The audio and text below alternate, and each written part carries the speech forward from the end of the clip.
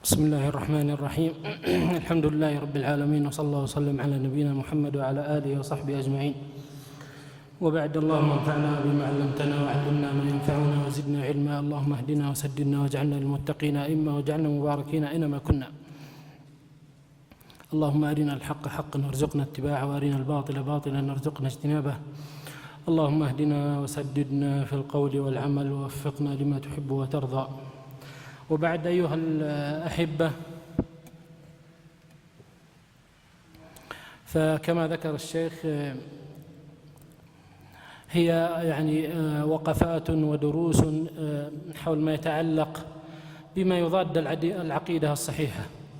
وكما هو معلوم لدى الجميع ومستقر لدى الفطر كلها أن مثل هذه القضايا لا يتقبلها العقل السوي ولا الفطرة السوية، مثل قضية الإلحاد. وقد ذكر الله عز وجل أو أشار الله عز وجل في كتابه في كذا موضع فيما يتعلق بالإلحاد، سنتطرق لها إن شاء الله. لكن القضية الكبرى أن البشرية، كل البشرية، حينما ينظر الإنسان إلى مسيرة التاريخ ومسيرة البشر منذ آدم عليه السلام إلى يومنا هذا، لا تكاد تجد الإلحاد كظاهرة إلا في العصور المتأخرة وفي السنوات الأخيرة، وما يتعلق بال200 أو 300 سنة الأخيرة فقط. وهذا يدلك على أن من مبدأ البشرية أن هذه القضية قضية شبه مسلم بها وشبه متفق عليها، قضية وجود، لا بد من وجود خالق لهذا الكون.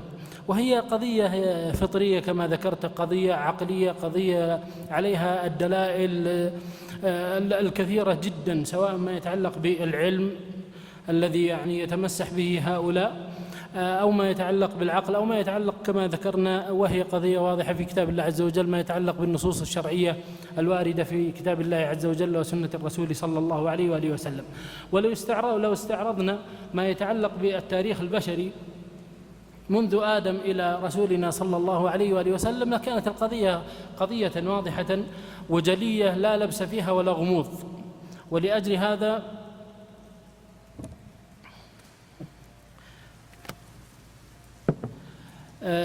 هذا حينما نتكلم عن هذه القضية ويتكلم علماء الأديان عن مثل هذه القضية، فالقضية مسلمة لدينا لا جدل فيها، أن الأصل في بني آدم هو التوحيد لا الشرك. لأنه وجد من يتكلم في مثل هذه القضية، هل الأصل التوحيد أم الشرك؟ هذه قضية واضحة، لأن الأصل حينما ننظر إلى المتعلق وهو ما يتعلق ببني آدم، والأصل في بني الإنسان هو آدم عليه السلام، والله عز وجل قد خلقه بيده سبحانه وتعالى، وجعله نبيا كما هو معلوم، وجعله هو أصل البشر في هذه الأرض. ثم بعد ذلك تعاقب أبناؤه على هذا التوحيد وعلى هذه القضية المسلمة التي هي متوافقة أساسا مع الفطرة ومتوافقة مع العقل، لا تناقض ولا تعارض بينها أبدا، إلى أن جاء كما جاء في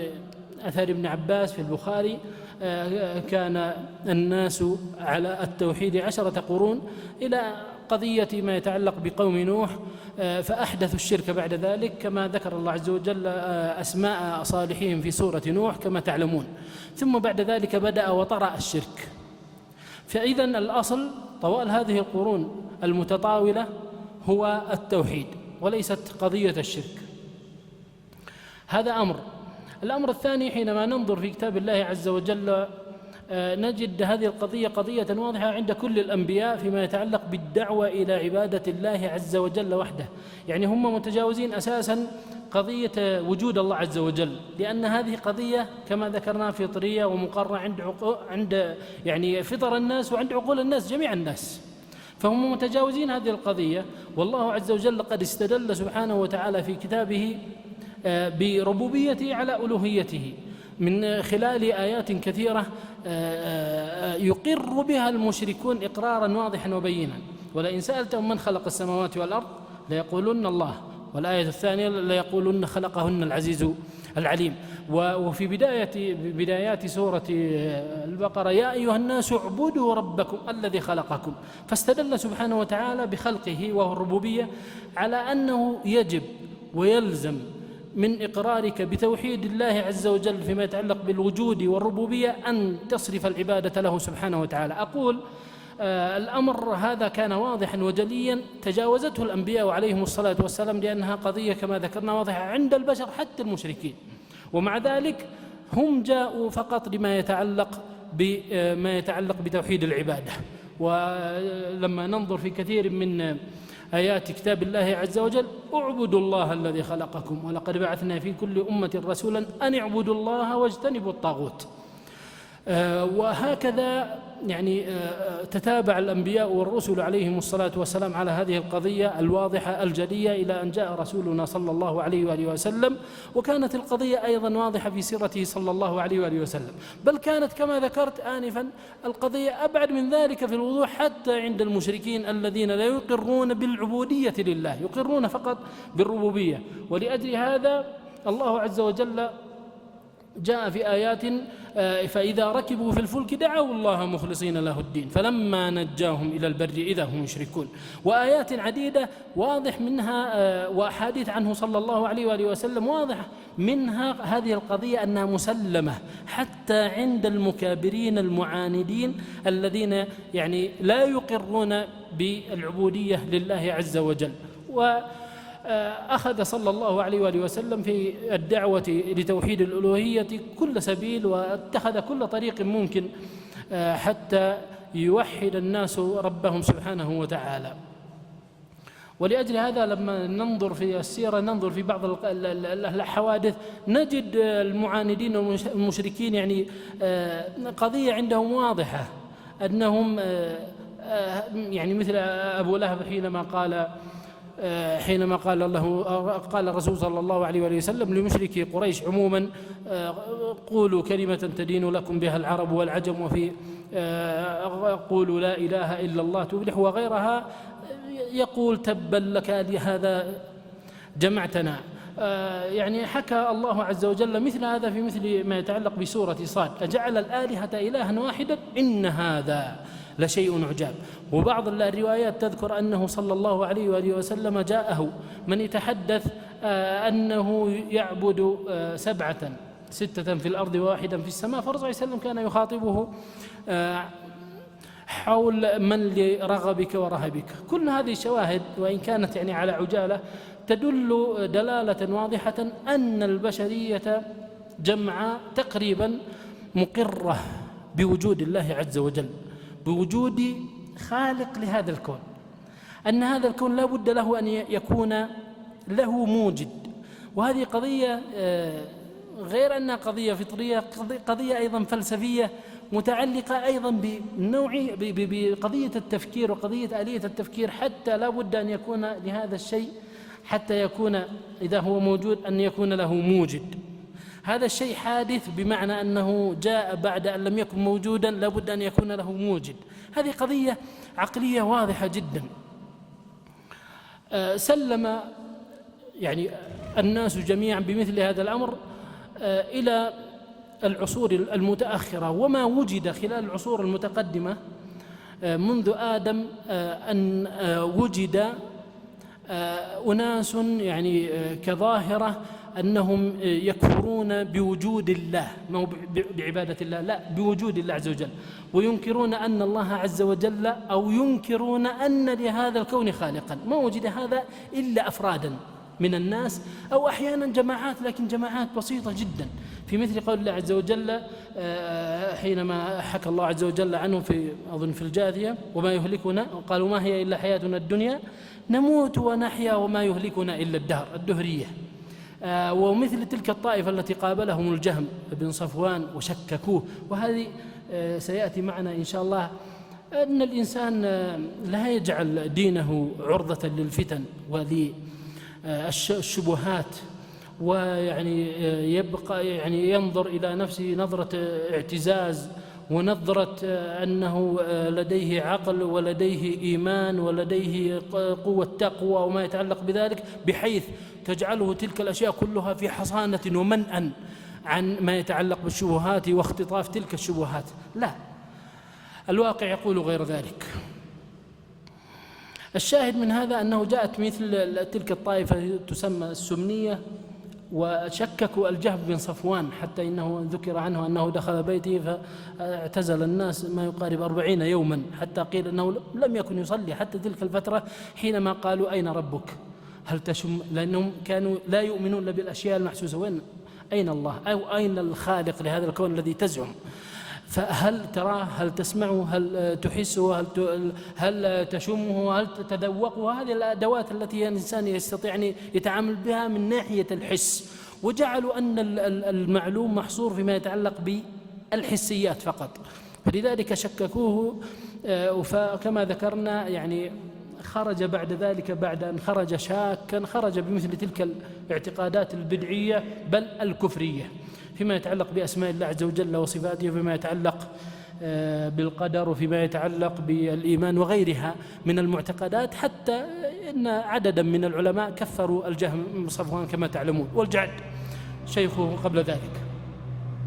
الشاهد أن طوال هذه الحقب التاريخية لم تكن هناك طوائف كثيرة حتى تكون ظاهرة تسترعي الانتباه تنكر وجود الله عز وجل. فهذه بعض الطوائف الصغيرة كما ذكرنا، وهناك بعض الأفراد كما يعني الله عز وجل في كتابه سبحانه وتعالى عن فرعون قال أنا ربكم الأعلى، قال وما رب العالمين، إنكارا لوجود الله عز وجل، وما ذلك قال اجعل لي صرحا لعلي أبلغ أسباب السماوات فأطلع، إنكارا لرب موسى لله عز وجل. حتى جاء العصر الحديث وأخذت هذه القضية بعدا آخر. والحقيقة حينما نتأمل، سيأتي معنا بعد قليل إن شاء الله فيما يتعلق بأسباب ظهور مثل هذه القضية، قضية الإلحاد، وأصبحت يعني ظاهرة حقيقة في هذا الزمان، حتى يعني حينما نتحدث لأنفسنا ولأهلينا ولإخواننا ولطلابنا نتكلم، حينما نتكلم عن توحيد الربوبية لا يعني في النادر نتكلم أن يكون هناك منكر لوجود الله عز وجل بمعنى يعني ظاهرة ومنتشرة، وإنما نقول شذاذ من الناس، قلائل من الناس وما إلى ذلك، وهذا كله كلام صحيح، إلا فيما يتعلق بالعصر الحديث فإن الوضع اختلف كثيرا، وسيأتي معنا بعض الإحصائيات وبعض الأمور، وسيأتي معنا الدوافع والأسباب لمثل ظهور هذه الظاهرة التي الحقيقة جديرة بالاهتمام، وحقيقة أن يعني يقف معها الإنسان. هذه كمقدمة عامة فيما يتعلق بالتوحيد والشرك وما يتعلق بذلك من ظهور الإلحاد بعد ذلك. مهم جدا أن نعلم، لأن ربما يعني يتحدث بعض الإخوة أو بعض الشباب أو بعض يعني الناس يقول لماذا الحديث عن الإلحاد، وخاصة أنه لا يوجد في بلاد المسلمين، أو إن وجد، وهذا كلام غير صحيح أنه لا يوجد في بلاد المسلمين، لكن هذا كلام بعض الإخوة، أو يقول إن وجد فهو قليل جدا بحيث أنه لا يسترعي الانتباه ولا يستحق الوقوف معه، وهذا الكلام فيه شيء من الحق مخلوطا بشيء من الغبش الحقيقة. الله عز وجل قال ولتستبين سبيل المجرمين، فهذا أمر. الأمر الثاني كون القضية ليست بظاهرة لا يدل على أنه لا يلزم أن ندرسها، بل مهم جدا معالجتها قبل أن تتفشى وقبل أن تظهر كظاهرة. هذا أمر ثاني. الأمر الثالث، ومن قال لك أنها غير موجودة؟ الحقيقة يعني الفترة الأخيرة وخاصة عندنا هنا في البلاد دلت بعض الحوادث وبعض الأشياء التي رأيناها وسمعناها على أن هناك شيء أشبه بالمخفي، فربما ما ظهر لك إلا يعني الجزء الذي ظهر فقط، ويدل على أن هناك أشياء ربما تكون يعني مخفية أو غير ظاهرة. وهذا يعني ظهرت في تلك الفترة قبل ما يقارب السنة أو أكثر، أو في حدود السنة، ظهرت بعض الأشياء التي تدل على أن هناك أشبه كما يقال بالخلايا التي تلتقي بشبابنا. لا نتكلم عن بلاد العالم الإسلامي عموما، نتكلم عن الواقع الذي نعيشه. تلتقي بشباب في سن المراهقة، في سن الجامعة، ما بعد الجامعة وما إلى ذلك، تشككهم، لا تدعوهم إلى الإلحاد مباشرة، وإنما لا بد أن تعملوا عقولكم، لا بد أن تنظروا. وهؤلاء كثير منهم إن لم يكونوا كلهم أغرار، لا علم لهم شرعي، لا يعني إيمان راسخ للإنسان، لا تأصيل علمي شرعي له، فتجده ربما ينخرط في مثل هذه الأمور شيئا فشيئا حتى يصل إلى مثل هذه القضية فيلحد وينكر وجود الله عز وجل باعتبار أشياء كما سيأتي معنا نظريات علمية كما يزعمون وغير ذلك. هذه الأسباب كلها تدعونا أن نقف وقفة حقيقة مع هذه الظاهرة. يعني سأحرص قدر الاستطاعة بإذن الله عز وجل على يعني التأصيل العام حول ما يتعلق بالإلحاد تعريفا ونشأة، وأبرز المؤسسين، وما يتعلق بأبرز الأسباب أو أكبر الأسباب، وما يتعلق بالوسائل التي ينتهجها هؤلاء سواء في الغرب أو هنا لنشر وبث الإلحاد. سأحاول الجزئية الثانية والقضية الثانية التي يعرفها أن الشيخ عبد الله العزيري هو الذي سيتحدث عنها فيما يتعلق بالإلحاد الجديد، يعني ربما يشير إلى ما أشرت إليه آنفا فيما يتعلق بمثل هذا الأمر ظهوري في بلاد العالم الإسلامي، وكيف أنه يتخذ طرقا ووسائل وأشياء معينة. هذا الذي أفهمه من هذا الكلام، من هذا العنوان الذي أعرف أنه سيتحدث عنه. فأنا يعني أشبه بأرضية معينة بحيث يبنى عليها غيرها، ولأجل هذا نحاول قدر الاستطاعة أن ألا نتوسع كثيرا، وألا يعني نذكر شواهد كثيرة بقدر ما يفي بالغرض قدر الاستطاعة. الإلحاد في اللغة يطلق ويراد به الميل عن القصد، ولن نقف مع هذا كثيرا أيضا. المراد به في الاصطلاح، طبعا قبل أن نذكر الاصطلاح يأتي بعض الإخوة فيذكر أن الله عز وجل ذكر في كتابه وذروا الذين يلحدون في أسمائه، فهل هذا هو الإلحاد المراد هنا؟ نقول لا، الإلحاد المراد هنا هو المقصود به ما يتعلق بإنكار وجود الله عز وجل، ما يتعلق بإنكار وجود الله عز وجل، وجود الخالق، وجود مدبر لهذا الكون. والإلحاد المراد في الآية المراد به الميل عما أراد الله عز وجل في تلك الآيات في أسمائه وصفاته، في مثل ما يتعلق بتسميته سبحانه وتعالى بغير أسمائه كما تسميه النصارى الأب، أو يسمونه الفلاسفة واجب الوجود أو العلة الفاعلة أو غيرها. هذا من الإلحاد في أسماء الله عز وجل. أو ما يتعلق أيضا بالإلحاد في أسماء الله عز وجل ألا يوصف بالصفة التي تدل عليها ذلك الاسم، في مثل ما يتعلق بالمعتزلة حينما يقولون مثلا السميع أن اسمه السميع من غير أن يكون له سمع، فهذا إلحاد. لا، ليس هذا هو المراد الذي نتكلم عنه هنا، وإنما المراد المصطلح، يعني المعنى الذي اصطلح عليه أنه إلحاد في هذه الفترة أو هذه الفترات المتأخرة، وما يتعلق بإنكار وجود الله عز وجل. إذن الإلحاد في الاصطلاح يراد به إنكار وجود الله تعالى، إنكار وجود الله عز وجل. وعليه فالملاحدة يعني أبرز، سيأتي معنا قضايا متعددة يعني يدعون إليها، لكن أبرز قضيتين فيما يتعلق بالإلحاد هي إنكار وجود الله، إنكار أن يكون لهذا الكون خالق مدبر صانع له أو خالق له أو موجد له أو ما إلى ذلك.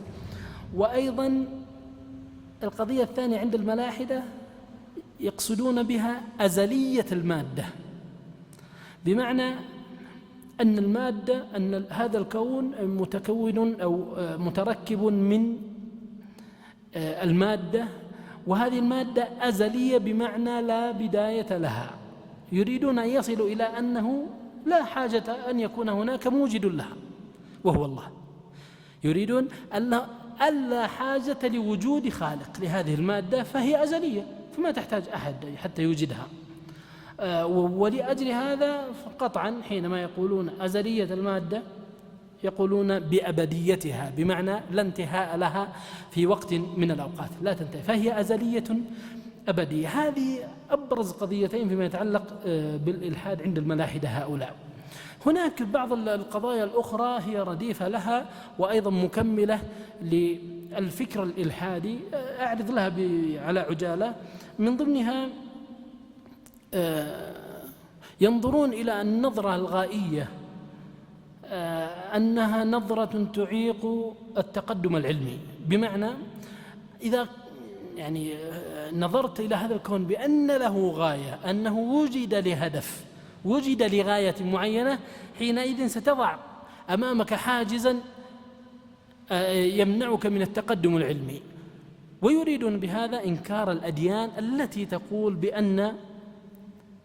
تقول الأديان بأن هذا الكون وجد لهدف، وجد لغاية. أفحسبتم أنما خلقناكم عبثا وأنكم إلينا لا ترجعون فتعالى الله الملك الحق. فهؤلاء ينظرون للنظرة الغائية أنها نظرة غير صائبة وأنها تمنع التقدم. وانظروا ستلاحظون بعض الكلمات وبعض العبارات لديهم يربطونها ربطا بما يتعلق بالعلم الحديث من نظريات وما إلى ذلك، سيأتي معنا إن شاء الله. ويريدون أن يتصلوا اتصالا مباشرا بالعلم، بحيث أن الدين هو ضد العلم وأن الإلحاد مع العلم. هذا الذي يريدون أن يصلوا إليه قدر الاستطاعة، أن الإلحاد هو قسيم للعلم أو هو سائر معه في نفس الطريق، فلا يمكن أن يصل الإنسان إلى التقدم العلمي أو التقني التكنولوجي أو غيره من يعني ما يتعلق بالحضارة إلا من خلال إنكار وجود الله عز وجل، إنكار تبعا لذلك الأديان وما إلى ذلك، وأن الأديان هي حاجز لهذا التقدم. وهذا الحقيقة له سبب سيأتي معنا ضمن الأسباب إن شاء الله لماذا وصلت هذه الفكرة إلى أذهانهم، وهل كانوا محقين فيها أو لا، سيأتي معنا فيما يتعلق بموقف الكنيسة. من ضمن الأفكار العامة فيما يتعلق بالإلحاد كما أشرت لها رفض الأديان عموما، وإنكار الأنبياء جميعا، وإنكار معجزاتهم وما يتعلق بذلك. هنا قضية وأنتهي فيما يتعلق بأبرز أفكارهم فيما يتعلق بالإلحاد. يقولون الحاجات هي التي تحدد الأفكار، الحاجات هي التي تحدد الأفكار وليست الأفكار هي التي تحدد الحاجات. الحاجات بمعنى يريدون أن يصلوا باختصار أن يصلوا إلى أن الدين مخترع إنساني بس. جاء وقت من الأوقات كان الإنسان يحتاج إلى الدين فاخترع الدين، فكان عنده حاجة، الحاجة هي التي أوصلته إلى أن يخترع هذه الفكرة، فكرة الدين. فالحاجات هي التي توصل أو تحدد الأفكار وليس العكس، ليست الأفكار، بمعنى أنه ليس هناك شيء يأتي إلى الإنسان. الأفكار يذكرون أنها أفكار يعني تنزلا في الخطاب، وإلا ليست أفكارا، وإنما هي شريعة من الله عز وجل فيما يتعلق بالإسلام خاصة، وما يتعلق أيضا باليهودية والنصرانية الغير محرفة أو غير المحرفة. فهي ليست مجرد أفكار، وإنما هي دين من الله عز وجل. فيريدون أن يصلوا إلى أن هذه الأفكار ليست هي التي تصنع حاجات البشرية، وإنما الحاجات هي التي تصنع الأفكار كما أشرنا. من أكبر، وهذا أيضا كمدخل فيما يتعلق بالمقدم يعني المحور الأول فيما يتعلق بالتعريفات وما يتعلق بالتأسيس وأبرز الشخصيات، من أبرز من جسد الإلحاد الشيوعية والعلمانية. أبرز من جسد الإلحاد هم الشيوعيون والعلمانيون. وبالجملة أصناف الملاحدة يعني هناك عدد من التقسيمات سأعرض لها سريعا. هناك ملاحدة ينكرون وجود الله عز وجل صراحة، ينكرون وجود الله عز وجل صراحة، فيقولون لا خالق لهذا الكون، لا وجود لإله لهذا الكون، وإنما الكون هو أوجد نفسه بنفسه، فالكون نفسه خالق ومخلوق في نفس الوقت. وسنعرض لها سريعا أيضا فيما يتعلق أن هذا لا يقبله عقل، فضلا عن أن تأتي به يعني الفطرة السوية وتأتي به الأديان وما يتعلق بذلك. فهم ينكرون هذا القسم الأول أو هذا الجزء من الملاحدة، أنهم ينكرون وجود الله عز وجل صراحة، ويعتقدون بأنه لا إله لهذا الكون. صنف ثاني يسمون اللا أدرية، يعني يرفض أنه يدري في هذه القضية، ويقولون لا ندري، اللا أدرية، ويقولون لا ندري هل لهذا الكون خالق أو لا. هذا نهاية المطاف ماذا؟ ملاحدة، نهاية المطاف ملاحدة. وبعضهم يسمي هذا موجبا وهذا سالبا، أو هذا قويا إلحاد قوي وهذا إلحاد ضعيف وما إلى ذلك. يعني لا حاجة لعرض مثل هذه القضية، إلا أننا نشير أن هناك من الملاحدة من ينكر صراحة، وهناك من يتوقف في إثبات وجود خالق لهذا الكون، ونهاية هذا القول هو الإلحاد، بدايته ونهايته هي الإلحاد حقيقة. وإن كان يعني فيما يظهر أنهم يعني كأنهم يتورعون، أنه ما ثبت لديهم أدلة أو ثوابت معينة سواء علمية أو عقلية أو فلسفية وغيرها تدل على وجود الخالق، يعني كأنهم يريدون أن يتمسحوا بمثل هذا الأمر. لكن حقيقة المطاف، نهاية المطاف، أنهم ينكرون وجود الله عز وجل. يجمع الاثنين كما ذكرنا، إنكار وجود الله عز وجل، هؤلاء يعني جزم وهؤلاء بشك. والحقيقة أن في نهاية المطاف كما ذكرنا هناك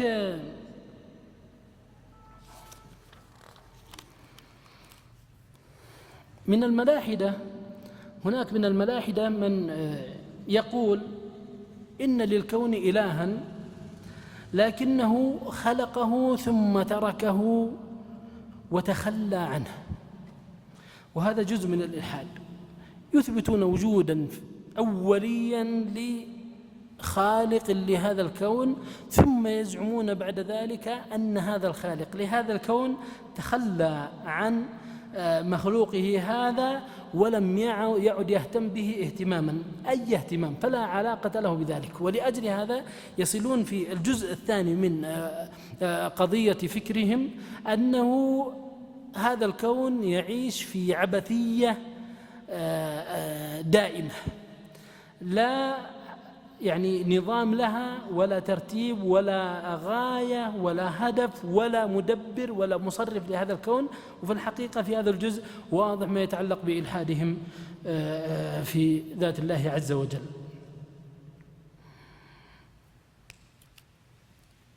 هنا جزئية ما يتعلق بإلحاد قديم وإلحاد حديث، هذا يعني سبق الإشارة إليه في المقدمة الأولى، لكن هنا نزيد الأمر وضوحا نقلا عن بعض المؤرخين الإغريقيين. يقول بولتارخ، هذا مؤرخ روماني، يقول: لقد وجدت في التاريخ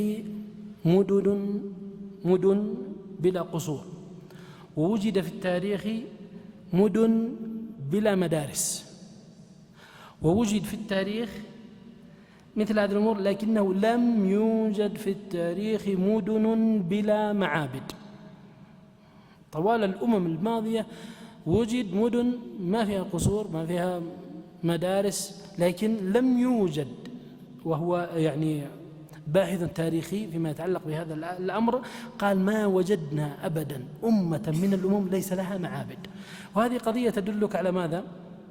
على أصلية الدين، على أساس الدين في الفطر البشرية منذ ابتدائها. وهذا يدلك على أن الإلحاد القديم الذي أشرنا إليه أنه كان شذاذ وكان قليل جدا فيما يتعلق بالبشرية السابقة. أما ما يتعلق بالإلحاد في هذا العصر الحديث، وهذا هو يعني بيت القصيد، وهو ما نريد الحديث عنه وربما يطول شيئا قليلا فيما يتعلق بنشأته وما يتعلق بأبرز الشخصيات وما يتعلق بأبرز الأسباب وأبرز الوسائل التي اتخذت لنشر هذا الإلحاد. الحقيقة حينما ننظر للتاريخ الأوروبي في العصر الحديث، حينما ننظر لما يتعلق بالقرن السادس عشر الميلادي وجاي، السابع عشر، الثامن عشر، هذه القرون خاصة هنا ظهر الإلحاد. حينما تتأمل فيما يتعلق بتاريخ النصرانية في أوروبا، كانت أوروبا غارقة في الوثنية، ثم دخلت إليها النصرانية، وخاصة فيما يتعلق ببعد فتح مثلا القسطنطينية من المسلمين، وهجرة كثير من المفكرين أو كثير من العقول من ما يتعلق بالدولة البيزنطية، ما يتعلق بتركيا وما إلى ذلك إلى أوروبا خاصة إيطاليا.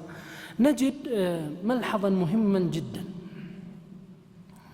وهذا يدل، هذا الملحظ هو التطور العلمي لدى الخلافة الإسلامية عمومها، سواء الأموية والعباسية أو حتى العثمانية.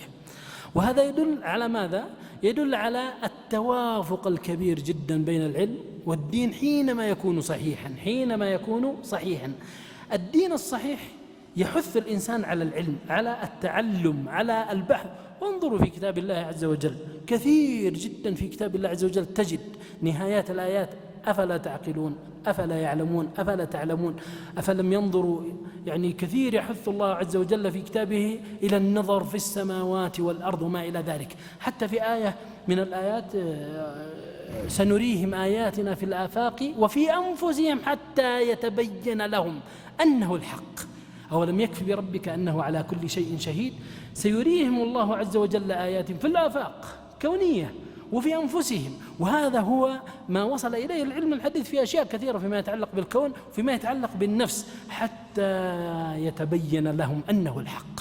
وهذا ملحظ مهم جدا حينما كان المسلمون في أوج تمسكهم بدين الله عز وجل، في أوج انتصاراتهم، وفي أوج ما يتعلق باعتزازهم بدينهم، كانوا بشكل كبير جدا يحثون ويعني يواصلون طلب العلم، سواء طلب العلم الشرعي أو حتى العلم النافع الدنيوي. سيأتي إنسان ويقول أحيانا هذا الكلام فيه شيء من المبالغة. فأنتم يا خاصة يا أهل السنة، أنتم حينما ننظر في نجد كثير من أهل العلوم الإسلامية أو الإسلاميين، أهل العلوم الإسلاميين، نجدهم عدد منهم غير سني، ليس من أهل السنة. وهذا يدلك على أن مثل هذا الأمر غير دقيق حينما يطرح. ما يتعلق بالفلاسفة الإسلاميين مثلا، فيما يتعلق بالطب، فيما يتعلق بالفلك، فيما يتعلق خاصة هذا الأمر في الفلك وفي الطب وغيرها، أيضا في الفيزياء وما إلى ذلك، نجد عدد من العلماء مبرزين جدا، لكنهم الحقيقة بعضهم أشبه بأن يكون غير مسلم. يعني نعرف مثلا ما يتعلق بالفارابي وابن سينا وما إلى ذلك. الملحظ المهم جدا الذي مهم أن ننظر إليه بزاوية مهمة هي هذا الشخص وهذا العالم، إضافة إلى أن هناك علماء كثر أيضا من أهل السنة من المسلمين الحقيقيين، هم من ما يتعلق بعلماء فيما يتعلق بالبصريات، في الطب، في الهندسة وما إلى ذلك، وهذا ليس المجال الحديث فيه. لكن هذه الجزئية خاصة فيما يتعلق بالإسلاميين الذين ينتسبون إلى الإسلام، لكنهم في الحقيقة أنتم تكفرونهم أو تخرجونهم من الدين، فهم في الحقيقة ليسوا مسلمين أو لا صلة لهم بالإسلام من صلة كبيرة. الملحظ المهم الذي أريد أن أذكره هنا: كيف نشأ هذا الشخص وكيف وصل إلى أن يكون عالما، إلا أن يكون هذا هو الجو السائد. لأن جو الاستبداد وجو ما أريك إلا ما أرى وألا تتكلم إلا من خلاله، سواء كنت شيخ ما يتعلق في الدين أو كنت سياسي فيما يتعلق بالسياسة أو غير ذلك، الجو حينما يكون بهذا الشكل استبداديا دينيا أو سياسيا لا ينتج مبدعين، لا ينتج مبدعين. وهذا الحقيقة هو الذي نعيشه في العصور المتأخرة للعالم الإسلامي حقيقة. الشاهد من هذا أن في مثل هذا الجو ظهر مثل هؤلاء، فوجدوا يعني آليات العمل لأن يكونوا مبدعين، أن يخترعوا شيئا، أن يذكروا شيئا، أن يصلوا أن يكونوا علماء في هذا. نرجع إلى هذه القضية، أنه بفتح المسلمين للقسطنطينية واتصال العالم الإسلامي عموما من خلال الحروب الصليبية وغيرها بالعالم الغربي، أوروبا خاصة التي كانت يعني في وثنية وفي جهالة، شيء ما يكاد يصدق حينما يقرأ الإنسان فيما يتعلق بتاريخ أوروبا خاصة في العصور كما يسمونها الوسطى. ويقصد طبعا، وهذا ملحظ أيضا، يقصد بتسميتها العصور الوسطى عصور مظلمة يقولون. طبعا هي مظلمة لأوروبا، أما للمسلمين فهي عصور زاهية، عصور زاهية ما يقارب 7 و8 إلى 10 قرون تقريبا، من أفضل، بل هي أفضل عصور المسلمين. لكن يتعمد أن تسمى العصور المظلمة العصور الوسطى لأجل هذا الأمر. حينما ننظر اتصال المسلمين بأوروبا في مثل هذا الأمر، نجد أنه بدأ نقل مثل هذه العلوم إلى الواقع الأوروبي شيئا فشيئا على استحياء، يعني في بعض المظاهر البسيطة جدا. ثم بعد ذلك لما تنقل مثل هذه، حينما يأتي أفراد من الأوروبيين ويأخذ بعض الأشياء، بعض الكتب العربية والإسلامية ويتأثر بها ويبني عليها أشياء معينة حتى يبدع، حقيقة يبدع يعني يتصادم مباشرة بالواقع الذي يعيشه، واقع الجهل، واقع الكنيسة، سيطرة الكنيسة، طغيان رجال الكنيسة، حتى كانوا يعني لا بد أن تتكلم من خلالهم، ألا تعارض آراءهم، بل وأبعد من ذلك أن الكتاب المقدس بأناجيلها الأربعة، بل أناجيل كثيرة لكن استقرت في الأخير على 4 أناجيل، هذه تحوي كثير من المتناقضات وكثير من المتعارضات، سواء فيما يتعلق بالدين أو فيما يتعلق حتى بالأشياء العلمية، حتى بالأشياء العلمية. يأتي في القرن السادس عشر ما يتعلق بعلم الفلك، ويأتي أشخاص في مثل جاليليو مثلا، وقبله بورنو وشخص آخر نيكولاس، هؤلاء كلهم بدأوا يتكلمون في علم الفلك. كانت القضية السائدة عند رجال الدين وعامة الوثنيين الأوروبيين أن الأرض هي مركز الكون، الشمس تدور حولها وما إلى ذلك. وهذا أيضا ما نريد أن ندخل في مثل هذه الأشياء. أنا أحيل لكتاب الدكتور حسن الأسمري النظريات العلمية الحديثة، كتاب رائع جدا في مثل هذا الأمر.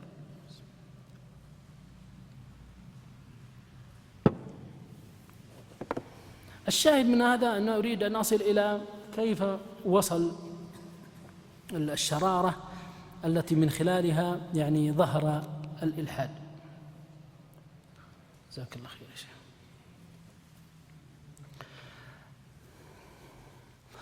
حينما يعني بدأ الجو العلمي، ما نستطيع أن نقول جو علمي، لكن بدايات الجو العلمي بدأت تدخل إلى أوروبا، ويصطدم مثل هؤلاء العلماء في الفلك ما هو بالمجتمع عموم المجتمع الجهلة، لا، وإنما بأبرز من يمثل هذا المجتمع وأبرز من يمثل هذا الدين، وهم رجال الكنيسة، ويصطدمون ويحرمون، يسمونها هرطقة، يحرمون الكلام في مثل هذه العلوم وهذه الأشياء حتى يصل إلى التهديد بالتصفية الجسدية. وقد حصل الإحراق مثل بورنو فيما يتعلق بعلم الفلك.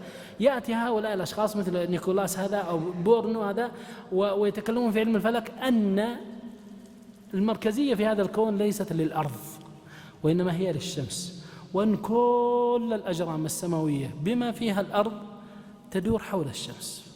وهذا أثبته من خلال، وهذا يعني أيضا الفائدة يعني أشيرت، أظن أشار لها الغزالي أو أحد علماء المسلمين المتقدمين إشارة، كان يتكلم عن بعض الفلاسفة اليونان يشيرون لهذه القضية أن المركزية هي في الأرض، مركزية الكون في الأرض، وأن الشمس تدور حولها، وأن الأرض هي الأصل في هذا الكون.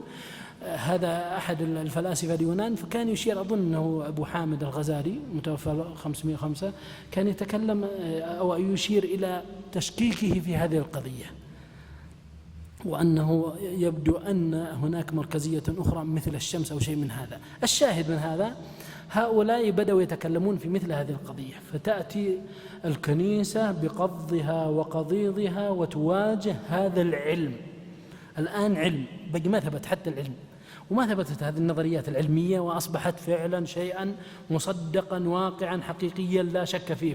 إلى الآن ما وصل هذا الأمر، فتتكلم وتحرم الكلام في مثل هذا، وتجرم وتسجن، حتى أن جاليليو بعد صاحبيه بأكثر من 70 سنة، حتى يقولون أنه جلس ما يقارب 17 أو 18 سنة وهو ساكت عن هذه القضية، ما يتكلم في شيء، خوفا من العقاب، في قرارة نفسه أنه على حق، حتى أظهرها في آخر حياته. الشاهد من هذا، بدأ مثل هذا العلم التجريبي يظهر، وبدأ في علم الفلك، بدأ في علوم أخرى فيما يتعلق خاصة بالفيزياء وما إلى ذلك. فهنا يظهر لنا السبب الأكبر بشكل يعني واضح وجلي فيما يتعلق بظهور الإلحاد. هل ظهر مباشرة؟ لا، سيستغل فيما بعد، وهو ما يتعلق بالذين يمثلون الدين ضد العلم. الذين يمثلون الدين رجال الكنيسة هم ضد العلم، خاصة مع الزمن. أثبت الزمن وأثبتت التجارب صحة تلك النظريات، فأصبح الناس ينظرون إلى أن الدين يحدثهم شيء، والعلم وثبت فعلا واضح، أشياء أمامهم لا يستطيعون أن يكذبون، يحدثون بشيء. إذن الدين باطل، الدين غير صحيح، الدين خرافة وما إلى ذلك. هنا جاء الاستغلال الكبير الضخم حقيقة، وخاصة من اليهود كما سيأتي معنا، استغلال هذه القضية في الطعن في الدين، كل الدين وليس في النصرانية فحسب. وجاء من يتكلم بأن العلم والدين لا يجتمعان، الدين كل الدين، ولا بد حتى نتطور وحتى نرتقي لا بد أن نترك الدين جانبا شيئا فشيئا. أخذت الهوة تتسع، وساعد يعني في مثل هذا الأمر كما ذكرنا موقف رجال الدين ما يتعلق ب يعني صحة تلك التجارب، بعض التجارب العلمية صحتها وتعارضها مع ما جاء في الكتاب المقدس، ساعدت بشكل كبير جدا على هذا الأمر. في القرن السابع عشر والثامن عشر ظهرت أشياء استغلت تلك النظريات وتلك العلوم التجريبية استغلالا سيئا جدا، إلى أن وصلت إلى أن تصل بالناس إلى الإلحاد وإنكار وجود الله عز وجل. تمثل هذا في يعني عدد من النظريات، تمثل في نظرية كارل ماركس مثلا في الاقتصاد أو في التفسير المادي للتاريخ، وتمثل في نظرية داروين فيما يتعلق بأصل الأنواع في علم الحيوان، وتمثل مثلا في نظريات فرويد فيما يتعلق بعلم النفس. هؤلاء الثلاثة كلهم يهود، ومثل دوركايم في علم الاجتماع. الباحث في حياة هؤلاء يجدهم يهودا، بعضهم فلاسفة وبعضهم له صلة بالعلم التجريبي الحسي. فيأتي هؤلاء ويؤصلون نظريات أثبت فيما أعلم العلم الحديث كل هذه النظريات أنها باطلة وغير صحيحة. لكن جاء وتكلم كارل ماركس مثلا في كتاب في كتب عموما، هو وصاحبه وأصحاب له إنجلز وغيرهم، وهم ألمان يهود، يتكلمون فيما يتعلق بأن أصل هذا الكون هو المادة، ويثبتون من خلال نظريات علمية يصلون إلى أنه لا شيء خلف هذه المادة، لا غيب، لا تفسير لوجود هذه المادة إلا نفسها، لا تصل إلى أن تتعلق بأوهام. ويأتي فرويد مثلا ويتكلم فيما يتعلق بعلم النفس، وشيئا فشيئا إلى أن يصل إلى أن الدين هو من اختراع العقل البشري، لحاجة كما ذكرنا سابقا لحاجة الناس إلى الدين. في نظريته المشهورة يأتي دوركايم في علم الاجتماع، يأتي ما يتعلق بهؤلاء جميعا في هذه النظريات، ويحرفون مساره العلمي حقيقة إلى أن يقولوا أنه لا وجود إلا الأشياء المحسوسة، الأشياء الحسية التجريبية التي نستطيع أن نصل إليها مباشرة بالسمع والبصر وما يتعلق بالأشياء الحسية هي التي موجودة، أما غيرها فلا يمكن أن يكون موجودا. فاستغل هؤلاء الثلاثة والأربعة خاصة هذه النظريات العلمية، وأخذوا في تطويرها تطويرا معينا، وبعضهم أخذ في تطوير بعض النظريات حتى بعض المعاصرين. والحقيقة أن بعض النظريات حينما نحدث فيما يتعلق مثلا بنظرية التطور، نظرية داروين مثلا، وأنه هناك انتخاب طبيعي معين يقول أن أصل الكون هذا هو خلايا حية معينة بسيطة، وهي سابحة في الفضاء، مع الزمن صدفة تطورت أخذت في التلاقي حتى أصبحت كائنا معقدا، وهكذا حتى نشأ الكون صدفة. وهذا كلام سقيم من أساسه، ويصلون إلى قضية ما يتعلق بالإنسان وما يتعلق بالحيوان وما إلى ذلك. وتطورت هذه النظرية، وهو المشهور عندنا ما يتعلق بأن أصل الإنسان قرد وما إلى ذلك. يذكرون أن ليست هذه النظرية هي فقط، وإنما هي جزء منها، أنه كان الإنسان في يوم من الأوقات، يوم من الأيام، كان أصله قردا والسبب كذا كذا. وينظرون إلى بعض الأشياء المتشابهة حقيقة في مثل هذا الأمر، ربما يأتي وقت إلى أن نتحدث عن شيء منها.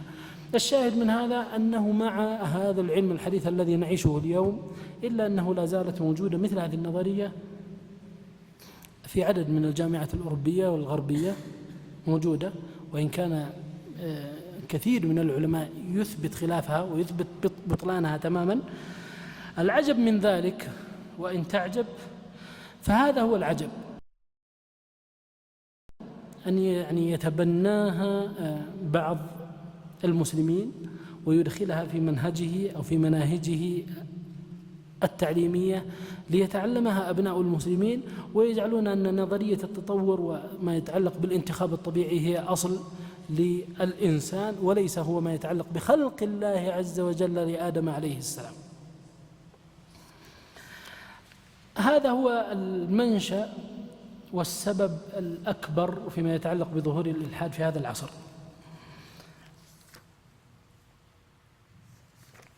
هناك أسباب أخرى وأشرت إلى بعضها، هو ما يتعلق، قلنا السبب الأكبر هو ما يتعلق بموقف الكنيسة من العلم. الأمر الثاني هو استغلال بعض اليهود لنظريات معينة استغلالا سيئا لبث سمومهم وإلحادهم، ولأجل هذا دور اليهود الكبير في هذه القضية. ما يتعلق بظهور الإلحاد في العالم الإسلامي له أسباب، من ضمنها ممكن أن يشار إلى ما يتعلق بالهزيمة النفسية لدى المسلمين في القرون المتأخرة، الثلاثة والأربعة قرون الأخيرة، التي حقيقة انتشر فيها الجهل بالعقيدة الإسلامية، انتشر الجهل فيها بالشريعة الإسلامية وبالأحكام، انتشرت فيها البدع والشركيات والخرافات وما إلى ذلك، حتى أصبح الإسلام في غربة. وهنا أشير إلى كتاب جميل جدا في هذه القضية خاصة في القرنين الماضيين، وهو كتاب الانحرافات العقدية في القرنين الثالث عشر الرابع عشر الهجريين كتاب رائع جدا في هذا ما يتعلق العقدية، الانحرافات العقدية والعلمية، يتكلم عن انحرافات العالم الإسلامي فيما يتعلق بالجانب العقدي وما يتعلق بالجوانب أيضا العلمية في القرنين الماضيين. السبب الثاني في ظهور الإلحاد في العالم الإسلامي عدم فهم العقيدة عموما، وخاصة عقيدة القضاء والقدر على الوجه الصحيح. لأن من أكبر الشبه كما سيأتي معنا للملحدين هو يتعلق بالقضاء والقدر، وخاصة فيما يتعلق بالحكمة والتعليل، وأن الله عز وجل لا يفعل إلا لحكمة، أنه سبحانه وتعالى لا يفعل إلا لحكمة. مثلا بعضهم يقول لماذا الشر موجود؟ لماذا الشيطان موجود؟ لماذا يغوي بني آدم؟ لماذا الكوارث موجودة؟ لماذا المصائب؟ لماذا الزلازل؟ لماذا كذا وكذا وكذا إذا كان الله عز وجل يريد؟ فهذه قضية الشر هي قضية جوهرية حقيقة في شبه الملحدين، وسيأتي معنا بيانها إن شاء الله والرد عليها سريعا وإجمالا. هذا السبب الثاني. من الأسباب أيضا لظهور الإلحاد في العالم الإسلامي بخاصة هو ما يسمى بغسيل العقول، وخاصة في ماذا؟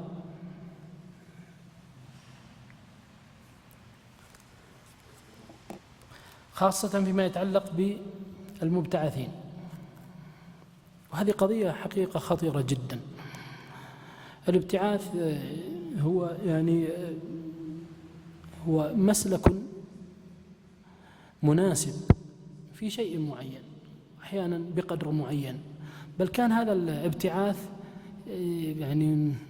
نقدر نقول نفس المصطلح أو بمعنى كان موجودا عند أوروبا حينما كانت تبتعث أبنائها إلى المسلمين في الجامعات، خاصة ما يتعلق بالمغرب الإسلامي في قرطبة وفي الأندلس عموما، وعموم المغرب الإسلامي، فكان موجودا، فأخذ كثير من العلوم الإسلامية من خلال هذه الوسيلة، هي وسيلة الابتعاث. كلنا مع قضية الابتعاث حينما يكون نافعا فيما يتعلق بالعلوم الطبيعية، فيما يتعلق بالطب، فيما يتعلق بذلك، وأيضا أن يكون بقدر، وأن يكون مناسبا لسن معينة، وأن لا يبتعث أمثال الشباب الذين بعد 18 سنة بعد الثانوية، هذا أبدا غير مناسب، بل فيه إشكالات وخطورة كبيرة جدا فيما يتعلق بدين الإنسان أولا، ثم يتعلق بحياة المجتمع بعد ذلك. من الأسباب في ظهور الإلحاد في العالم الإسلامي حب الشهوات عند بعض القابلين للإلحاد الذين أصبحوا ملاحدة فيما بعد ذلك. عندهم حب للانفلات وعدم التقيد، والدين يقيد، وحينما يقال الدين فالدين لا بد له من مصدر وهو الله عز وجل، فلا بد لإلغاء الدين أن يلغى مصدره أيضا، فيصل إلى نتيجة وهي إنكار وجود الله عز وجل. وكما يقال الشهوة صابون الشبهة، هي شيء يوصل إلى مثل هذا الأمر، وهذا أمر جدا خطير. سيأتي معنا بعض النماذج فيما يتعلق بالعالم العربي والعالم الإسلامي. من الأسباب لظهور الإلحاد في العالم الإسلامي وقوع مشكلات وتناقضات دينية في نظر الملحد أنها تناقضات.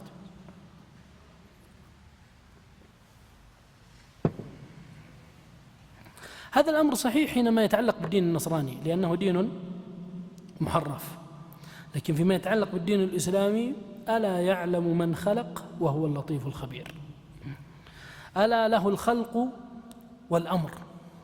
وحينما يكون الخلق والأمر مصدرهما واحد فلا يمكن أن يكون هناك تناقض، لأن الله عز وجل هو الذي خلق المخلوق، وهو الذي شرع هذا الشرع لهذا المخلوق ليصلحه، فهو أدرى بما يصلح هذا المخلوق سبحانه وتعالى. ألا يعلم من خلق وهو اللطيف الخبير.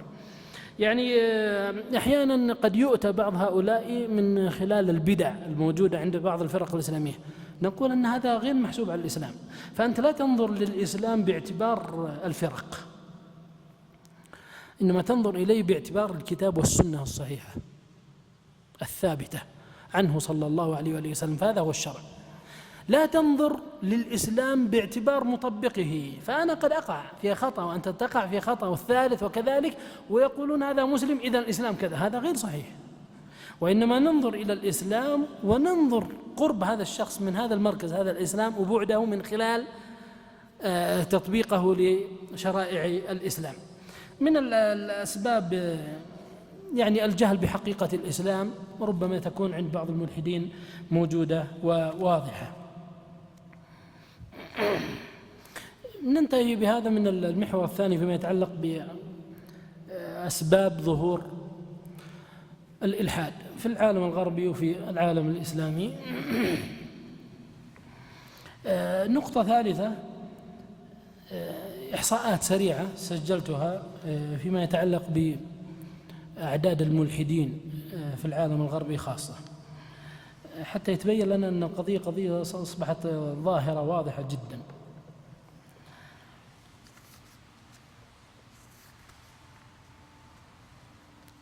هذه مؤسسة أوروبية تقول في عام 2005 18% من سكان أوروبا ملاحدة لا يؤمنون بإله.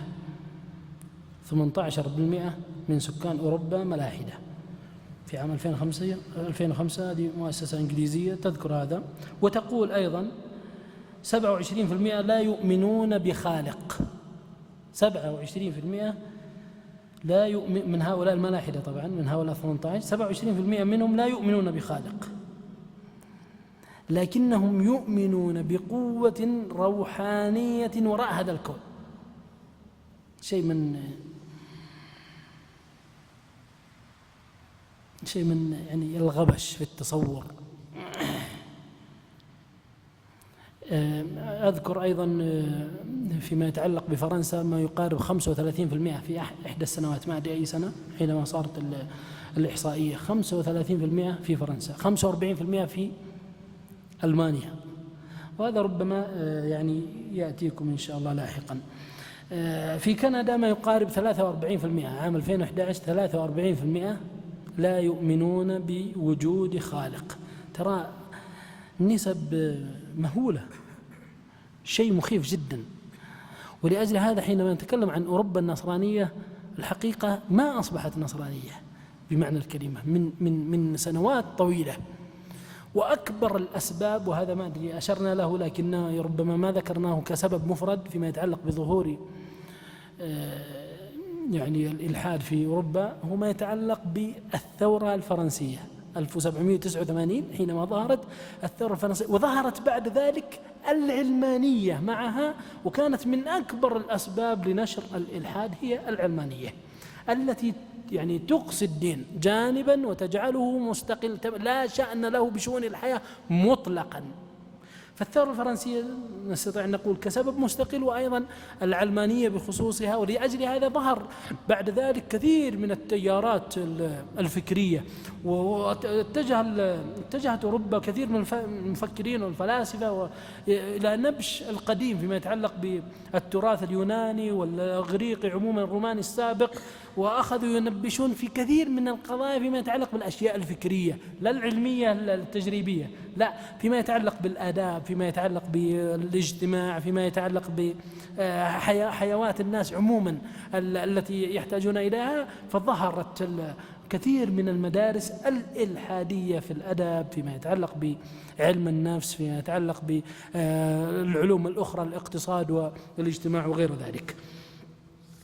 في هذه إحصائية أيضا تقول 65% من اليابانيين أصبحوا ملاحدة عام 2006. 65%.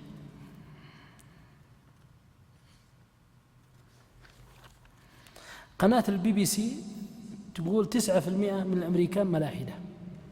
9% من الأمريكان ملاحدة، وذكرت أن الإلحاد ينتشر بسرعة كبيرة، وقالت أن 55% من الملاحدة تقل أعمارهم عن 35 سنة، وهذا مكمن الخطر حينما نتكلم عن الشباب خاصة، وأن الجامعات من أكبر مراتع نشر الإلحاد.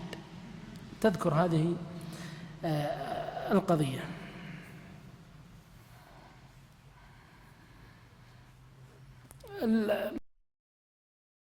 الأمر الذي يليه أبرز الأعلام فيما يتعلق بالملاحدة الغربيين وفيما يتعلق أيضا بالملاحدة في العالم العربي بخصوصه. يعني نستطيع أن نقول كلام عام ونفرد بعض الشخصيات. من أبرز الأعلام ما يتعلق بأتباع الشيوعية عموما، كل من تبع النظرية الشيوعية فهو ينشر الإلحاد. من أبرز أولئك كارل ماركس كما ذكرنا، ويعني مواطنه إنجلز، وهما ألمانيان يهوديان التقيا في بريطانيا في إنجلترا عام 1848 وكون جميعا البيان الشيوعي الذي ظهر من خلال ما يتعلق بالشيوعية، ويعني واصلت مسيرتها حتى أصبح لها دولة ترعاها كما نعلم جميعا إلى أن سقطت قبل ما يقارب 20 سنة. من أبرز أعلام الملاحدة في الغرب عموما أتباع الوجودية، وهذه مدرسة من المدارس العبثية حقيقة التي تجعل محور الحياة هو وجود الإنسان، يعني المغالاة والتعظيم في الإنسان. ولأجل هذا يعني هناك أشهر ما يتعلق بالوجودية الملحدة الإباحية. أبرز أعيانها أو مؤسسيها سارتر، جان بول سارتر وأيضا سيمون. هؤلاء فلاسفة من أبرز من يعني كون هذا. أيضا من أبرز أعلام الملاحدة في الغرب أتباع الداروينية، أتباع النظرية الداروينية التي تقول تأخذ بكتاب أصل الأنواع لداروين وتأخذ بنظرية التطور والانتخاب الطبيعي وما إلى ذلك. من أشهر أيضا الملاحدة بعض الفلاسفة والأدباء، وهذا يعني من بعد، خاصة من بعد الثورة الفرنسية. ما يتعلق فولتير قبلها قريب منها، سبنسر، هيجل فيما يتعلق بالتاريخ، نيتشه الذي قال بفكرة موت الإله ونادى بفكرة جديدة وهي السوبرمان، وما يتعلق بالإنسان الأعلى، وأن هذا الكون يتمحور حول ما يتعلق بالإنسان. ما يتعلق بالإنسان الكون يتمحور كله حول الإنسان، وأنه لا وجود بعد ذلك لأي شيء غيبي أو شيء غير موجود يقصد الله عز وجل. وفي الأخير نادى بفكرة موت الإله، بمعنى لا يعني وصل الوضع إلى أن كثير من يعني الشعوب وبدأت تتخلى عن الدين النصراني طبعا المحرف، تتخلى عنه، فإذا وصل القضية إلى أنهم يلغون قضية الدين، إذا مات مصدر الدين وهو الإله. وهذه الفكرة ربما نشير لها أخذها بعض الملاحدة أو نقول بعض الأدباء العرب فيما يتعلق بأولاد حارتنا، الرواية الشهيرة لنجيب محفوظ. نصل إلى أشهر علمين موجودين حاليا الآن للملاحدة. مما سبق أشخاص هؤلاء بعضهم يتجه لاتجاه النظريات العلمية، وبعضهم يتجه للنظريات الفلسفية اللي هي متعلق بالأشياء العقلية وما إلى ذلك، وبعضهم يتجه لما يتعلق بالنظريات العلمية. هل هي ثابتة ولا؟ هذا الكلام يعني سبق أن أشرنا له لكن لا نتحدث فيه. أما هؤلاء الاثنين أذكر أسماءهم، فهم يعني يتعلقون بشكل كبير جدا فيما يتعلق بالنظريات العلمية، ويحاولون أن ينشروا إلحادهم من خلال بعض النظريات التي توصلوا إليها ويزعمون أنها صحيحة. الشخص الأول، وإذا فيه يعني بعض الشباب، أتوقع أن بعض الشباب ممكن يكون في الجامعة أو متخصص في الفيزياء، ربما يعني له متابعات مثل هؤلاء، وخاصة أن لهم وجودا وحضورا كبيرا في الإنترنت، في القنوات الفضائية، في اليوتيوب، في غيرها. ستيفن هوكينج هذا إنجليزي بريطاني، عمره الآن ما يقارب 70 سنة، عالم فيزيائي، بل ربما يكون يكاد أن يكون أشهر عالم فيزيائي موجود. والعجيب في هذا، هذه لطيفة، تنظر إلى عظيم عناية الله عز وجل بخلقه سبحانه وتعالى. أصيب بمرض وعمره حدود 20 سنة، أصيب بمرض فأقعده تماما، ما يتحرك، حتى لو تشوفون صورة حينما ينظر الإنسان أو ما يتحرك منه شيء إلا رأسه تقريبا. حتى قال الأطباء أنه لن تطول حياته، أيام أو شهور، أكثر من 50 سنة الآن حي. وهذا يشير لقضية من أكبر قضايا الدالة على وجود الله عز وجل. وهذا أنا متعمد حقيقة ألا أتحدث في هذه القضية، لأنها قضية مسلمة لدينا، يعني أدلة وجود الله عز وجل، سواء الأدلة الشرعية، لأنك أنت ما أقريت بالقرآن والسنة إلا من خلال أنك عرفت أنهما صحيحان لا غبش فيهما ولا شك أبدا، أو من خلال الأدلة الكونية، أو من خلال الأدلة العقلية، ومن خلال الأدلة الفطرية، أدلة كثيرة جدا، وفي كل شيء له آية تدل على أنه واحد سبحانه وتعالى. هنا لهذا الرجل الذي ينكر وجود الله عز وجل انظر إلى دليل العناية.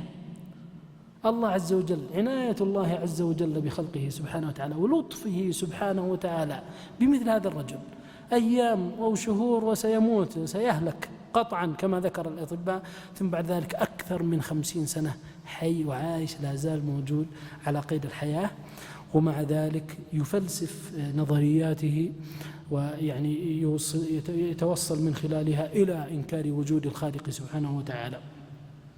الله لطيف بعباده سبحانه. شيء عجيب والله المتأمل لمثل هذا الأمر. الشخص الآخر هو ريتشارد دوكنز، عمره تقريبا أيضا في نفس السن، ما يقارب 70 سنة. يقدم نفسه على أنه ملحد، يقول كذا، يعرف نفسه ملحد إنساني علماني شكوكي عقلاني. ملحد إنساني، طبعا كلها متداخلة، ملحد إنساني علماني شكوكي عقلاني. وهنا وما أريد أفتح هذا القضية، لكن يعني خلوها في البال، قضية العقلانية وما يتعلق بالتنويريين المعاصرين. مثل هذا الباب يفتح على الشباب حقيقة في إعمال العقل، ويصل الإنسان إلى أنه ينكر بعض الأحاديث، ينكر بعض الأحكام شيئا فشيئا، حتى يلغي بعض العقائد شيئا فشيئا، ربما وصل إلى أن ينكر وجود الله عز وجل. فهي مراحل، وهي العقلانية نفسها التي ظهرت في أوروبا بعد سقوط يعني الكنيسة، إن صح التعبير، بعد سقوط الكنيسة، وبدأ يعني يعملون عقولهم بأنها غير صحيحة، وأن العقل يدل على صحة العلم والتجارب وما إلى ذلك. هذا الشخص له كتاب اسمه وهم الإله. الإله باختصار عنده وهم عند الناس، يعني وصلوا إلى أن يعني يتعلقوا بشيء وراء الطبيعة أو شيء وراء هذا الكون، هو الذي يسير هذا الكون، وهو الذي أوجد لهم الأديان وما إلى ذلك. كل هذا وهم لا حقيقة له، وأنه خرافة كما يزعم. كملت يا شيخ، جزاك الله خير. اي والله اكرمك الله. له مؤسسة، وانظر يعني إن الذين كفروا، أكرمك الله يا شيخ، إن الذين كفروا ينفقون أموالهم ليصدوا عن سبيل الله فسينفقونها ثم تكون عليهم حسرة ثم يغلبون والذين كفروا إلى جهنم يحشرون. له مؤسسة تعنى بنشر الإلحاد، يعني أصبح الآن مو بس في نفسه، لا، نشر الإلحاد. مؤسسة أسسها عام 2006 في بريطانيا لنشر الإلحاد والتبشير بالإلحاد. طبعا لا يفوتنا أن كل الدول الأوروبية تقريبا، أو نقول غالبيتها، دساتير علمانية إلحادية في الأخير. هذا الرجل أطلق عام 2007، وهذا أنا أود أنكم تربطونه بأشياء معينة. أطلق حملة أعلنها، حملة لتشجيع الملحدين لإظهار إلحادهم، لتشجيع الملحدين لإظهار إلحادهم. والمتأمل حقيقة في هذه الفترة 2007 وجاي، وخاصة بعد اليوتيوب والفيسبوك وتويتر وما إلى ذلك، بدأ ينتشر هذا الفكر في العالم العربي، وبدأ بعضهم ما صار يعني يعمعم ويغمغم، لا، أصبح صراحة، وأصبح يظهر هذا. ربما أنا أقول ممكن حتى لا نكون أيضا مغفلين، ربما يكون له صلة بمثل هذا الأمر، مثل هذه الحملة من قريب أو من بعيد. أطلق هذه الحملة في عام 2006 حتى يعني يشجع الملحدين أن يظهروا إلحادهم وأن يتبنوا هذا القضية، هذا الإلحاد بشكل علني، ويعني يدلل عليه بعقلانية وما إلى ذلك.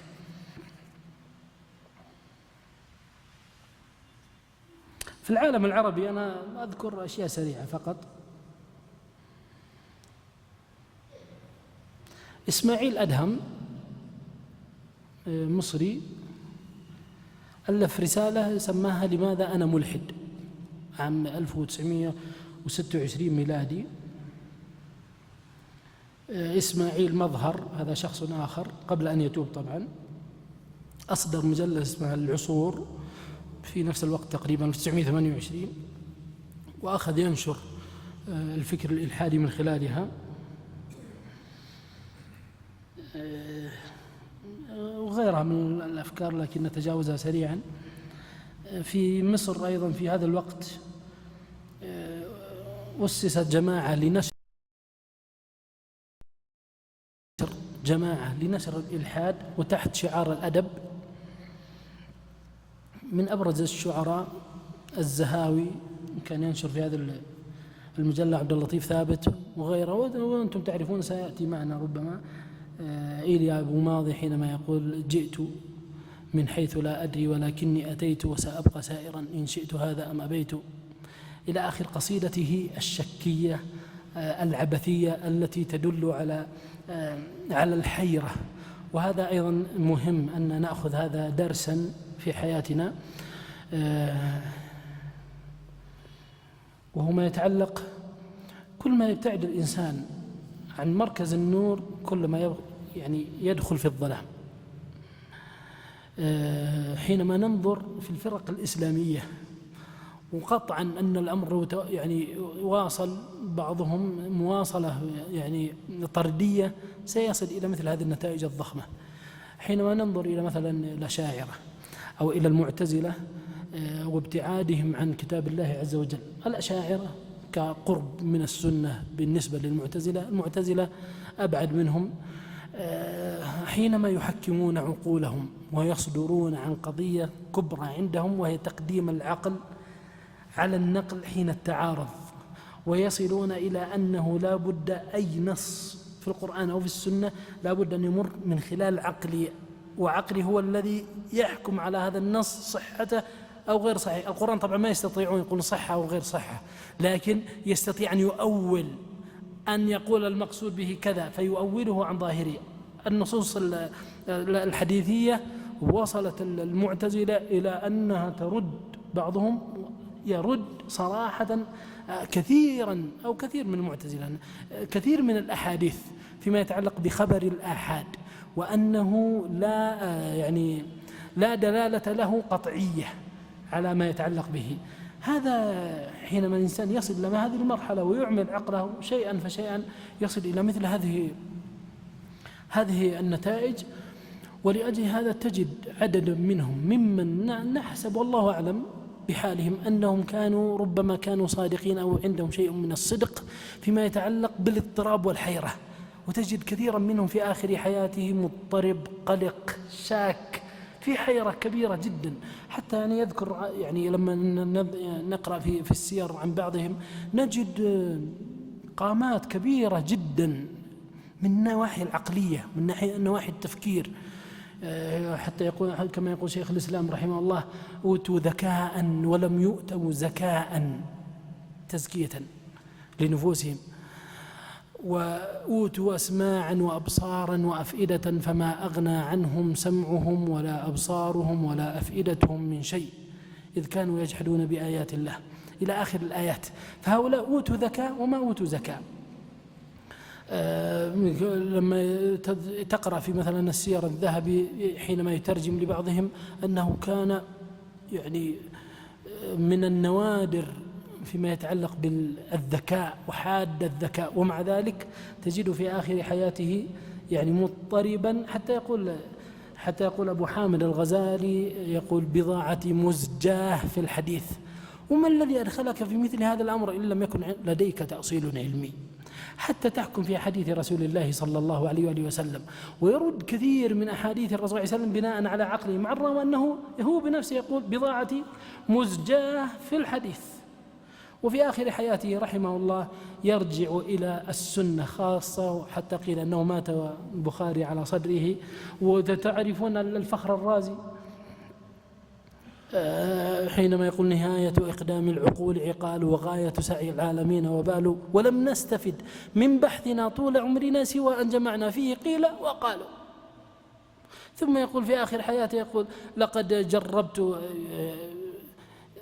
الطرق الكلامية والمناهج الفلسفية فما وجدتها تشفي عليلة ولا تروي غليلة، ووجدت أقرب طريقة القرآن. الآن الحمد لله أنهم رجعوا على الأقل.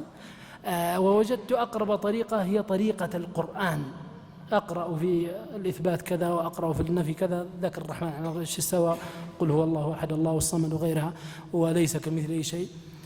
الشاهد من هذا أننا نأخذ درسا مهما وغاية في الأهمية فيما يتعلق أن يوطر الإنسان نفسه وعقله وتفكيره فيما يتعلق بكتاب الله عز وجل وسنة رسول الله صلى الله عليه وسلم. ألا يكون لك هدف أو ديدا أو حتى مجرد إرادة أن تعارض كتاب الله عز وجل وسنة رسول الله صلى الله عليه وسلم. المشركون وهم المشركون علموا صدق رسالته صلى الله عليه وآله وسلم، وأنت وإن كنت مسلما بالوراثة ومسلما حقيقيا إلا أن لك نظر في أن صدق رسالته صلى الله عليه وسلم واضحة، ومعجزاته الكثيرة الدالة على ذلك واضحة جدا لا شك فيها. وممكن أن يبحث الإنسان في مثل هذا الأمر، لكن إلى أن يصل إلى أن يجعل نفسه ندا أن يعني يحكم في كتاب الله عز وجل وسنة الرسول صلى الله عليه وسلم ويأخذ منها، حتى قال بعض المعتزلة لو قال في حديث من الأحاديث لا أذكره الآن وجاء الحديث بسنده، قال لو قال فلان يقصد الرجل الذي في السند هذا الحديث لرددته عليه ولو قاله فلان الثاني، حتى وصل إلى الرسول صلى الله عليه وسلم وقال لو قاله رسول الله صلى الله عليه وسلم لقلت لما ليس لأجل هذا بعثك الله. انظر إلى الاعتراض والمصادة والمحادة لدين الله عز وجل ورسوله صلى الله عليه وآله وسلم. فأمثال هؤلاء يعني واضح القضية جدا، خاصة فيما يتعلق بالملاحدة العرب في هذه القضية واضحة جدا. أشير إلى ما أدري كم باقي من الوقت، نطول شوية إلى 6. طبعا نحاول أن نطيل إلى الساعة 6 إن شاء الله، بحيث أن نأخذ بعد المغرب ونكتفي به لما بعد، يعني ما يحتاج بعد العشاء بإذن الله. الجلسة هذه الطويلة تكفي عن ما بعد العشاء إن شاء الله. وإن كان هناك الحقيقة عدد من النماذج فيما يتعلق وأنا والله متردد إلى الآن هل أذكرها أو لا، لكن في وقتها إن الله يسر.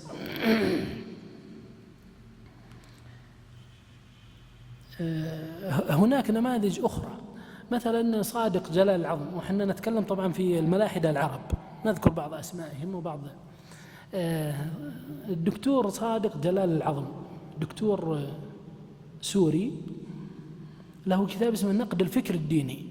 نقد الفكر الديني، ينقد الفكر الديني، ينكر القرآن ويصل إلى إنكار وجود الله عز وجل، ويتكلم كلاما يعني سيئا جدا فيما يتعلق بكتاب الله عز وجل. صار له محاكمة يعني شهيرة قبل 30 أو 40 سنة تقريبا. يعني قضية الإلحاد واضحة جدا لديه. من الملاحدة أيضا، وهذا شخص أظن الجميع سمع به، وهو شخص شهير باعتباره كان في في جهتين متقابلة، وهو ما يتعلق بعبد الله القصيمي. عبد الله القصيمي هو فيما يبدو أصله ليس قصيميا، أظن أصله صعيدي في الأصل مصري، لكن أظن أمه قصيمية أو شيء، ليس هذا. لا، هو كان طبعا من طلاب العلم، بل من الشيوخ فيما يتعلق بالشريعة الإسلامية، وله كتب الحقيقة الذي يعرفها عدد منها غاية في الروعة فيما يتعلق بالإسلام والوثنية، مثلا الصراع بين الإسلام والوثنية، وله عدد من الكتب. في آخر حياته، وتوفي قبل سنوات في القاهرة، ليس في آخر حياته، ما يقارب يمكن 40 أو 50 سنة جلسها في القاهرة وألحد هناك، وصل إلى إنكار وجود الله عز وجل تماما، وأنه لا وجود لخالق لهذا الكون. أظهر بعض الكتب، واحتفى به بعض الأدباء هناك، وبعض الاتجاهات احتفت به بشكل كبير، لكنه قامة كبيرة في هذا الأمر. الغريب أن بعض الصحف ربما تابع بعضكم قبل سنوات، ما يقارب أظن 7 أو 8 سنوات، احتفت به كثيرا في مقالات كانت أسبوعية فيما يتعلق بفكر القصيمي.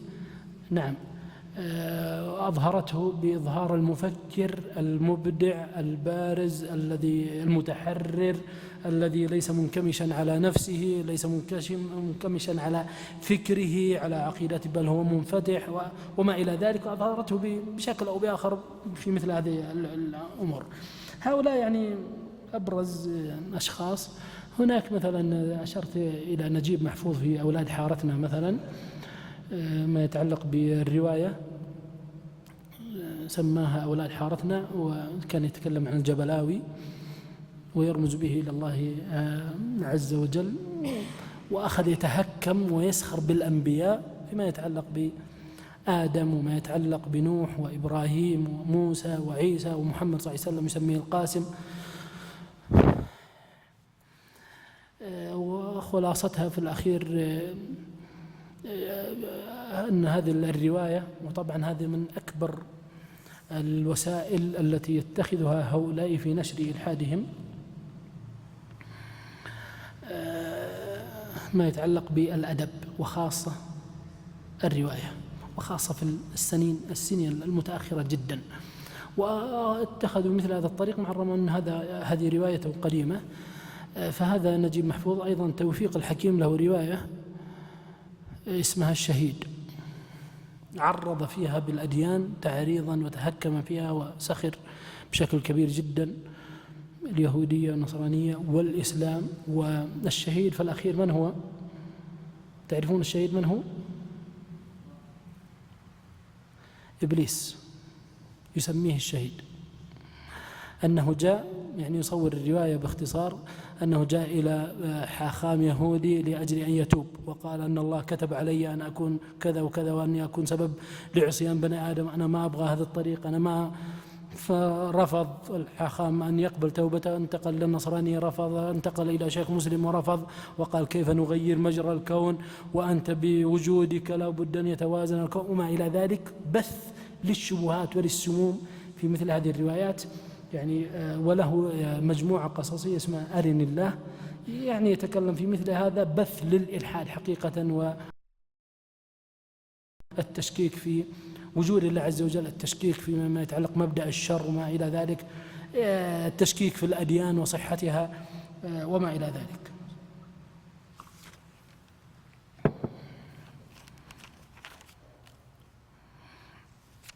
من النقاط، ولا أدري أنا ماني مرقمها هنا، لكن الاتجاهات الإلحادية إن صحت التسمية، اتجاهات الإلحادية، هناك اتجاهان بارزان للإلحاد.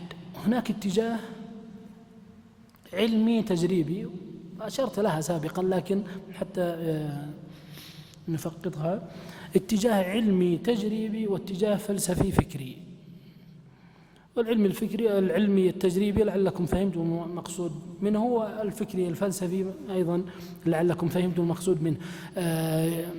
بعض الملاحدة يتخذ طريق النظريات العلمية وما يتعلق بالعلوم التجريبية، ومن خلالها الذي ذكرنا ما يتعلق بالفيزيائيين والفلك وما إلى هذه الأمور، يصلون إلى أن ينكروا وجود الله عز وجل، وأن وجود هذا الكون إنما هو مصادفة فيما يتعلق بمثلا الخلايا ونظرية داروين وما إلى ذلك. وبعضهم من خلال اتجاه فلسفي فكري عقلاني إن صحت التسمية، بحيث يشكك في وجود الله عز وجل، وأنه إذا كان موجودا لماذا يوجد الشر، وأن إذا وجد الشر لماذا يوجد الشيطان، لماذا هذه الكوارث وما إلى ذلك، في بعض الشبهة التي سيأتي معنا وسيأتي معنا إن شاء الله بعض الردود بعد المغرب بإذن الله عز وجل فيما يتعلق بالشبه الإلحادية. من أبرز المدارس عموما للاتجاهات الإلحادية سواء هذه أو تلك العلمانية كما ذكرنا، الوجودية سبق نشرنا لها أيضا، الوضعية ما يتعلق بالشيوعية، ما يتعلق بالماركسية عموما، الداروينية، عبدة الشيطان أيضا وجه من وجوه الإلحاد، الفرويدية وغيرها من المدارس. ممكن أن تراجعوا الموسوعة الميسرة لفهم يعني مختصر لهذه المدارس وهذه الاتجاهات، سواء كانت يعني علمية أو كانت أدبية.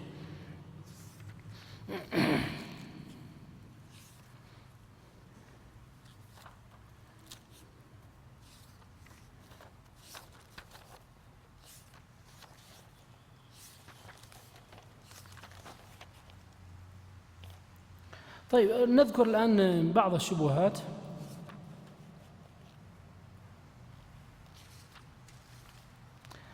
وبعض الدعائم والمرتكزات التي يقوم بنشرها الملاحدة.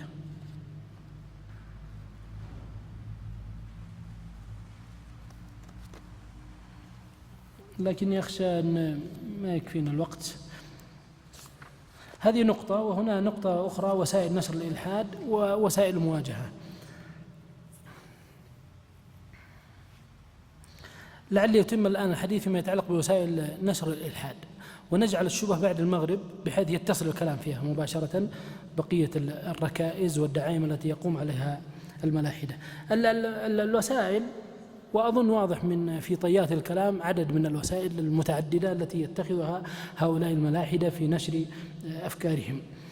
طبعا هنا مهم جدا أن نعلم أن يعني كتحليل نفسي إن صح الوصف، أن هؤلاء الملاحدة الشخص منهم لا يريد أن يكون غريبا في مجتمعه، فلا بد أن يحاول أن يؤثر في الأقربين، يحاول يؤثر في المجتمع بأي طريقة. ولأجل هذا بعضهم ينشر الإلحاد من هذا الباب، وبعضهم يعني طمأنة نفسية لنفسه حتى يطمئن نفسه أنه حينما يرى نفسه وحيدا أو هم قلة جدا فيشعر أنه ربما كان في خطأ أو شيء، لا بد حتى لما يكون هناك كثرة يعني يشعر بشيء من الطمأنة النفسية لصحة ما هو عليه. مهم جدا نستوعب أن بعض الملاحدة فعلا معتنقين بمعنى الكلمة عن قناعة، وبعضهم إنما هو لبث الإلحاد. ولأجل هذا تجد في بعض تراجم من الأخاص الغربيين أنه يهودي ملحد. كيف يهودي؟ واليهودي الأصل فيه أنه يثبت وجود الله عز وجل، في مثل كارل ماركس مثلا يذكرون هذا عنه وغيره. فهو أو غيره مهم جدا نستوعب قضية اليهودية عموما وأهدافها، وخاصة ما يتعلق بالحركة الصهيونية، وأن من أكبر أهدافها محاولة نشر الفوضى في العالم، كل العالم، ما هو بس في العالم الإسلامي، كل العالم حتى العالم الأوروبي. والعلاقة بين اليهود والنصارى من قديم علاقة تضاد وتناقض، إلا في الآونة الأخيرة ربما 100 سنة أو 200 سنة الأخيرة المتأخرة. وإلا كان اليهود أنفسهم كانوا ممن يضطهدون أيام النصرانية وأيام الكنيسة في أوروبا، بل وكثير من المحارق محاكم التفتيش التي تعرفونها كانت تنصب للمسلمين ولليهود في نفس الوقت، وإن كانوا ليسوا بكثرة لكن أيضا كانوا يطاردون بمعنى الكلمة. فليس هناك أي علاقة التقاء بينهم في الأصل إلا الفترة الأخيرة. وهنا أشير إلى كتاب جميل في هذه القضية لمن أراد، لباحث مصري، الكتاب اسمه حقيقة العلاقة بين اليهود والنصارى أو اليهودية والنصرانية، ناسي العنوان، حقيقة العلاقة بين اليهودية والنصرانية أو اليهود والنصارى. على كل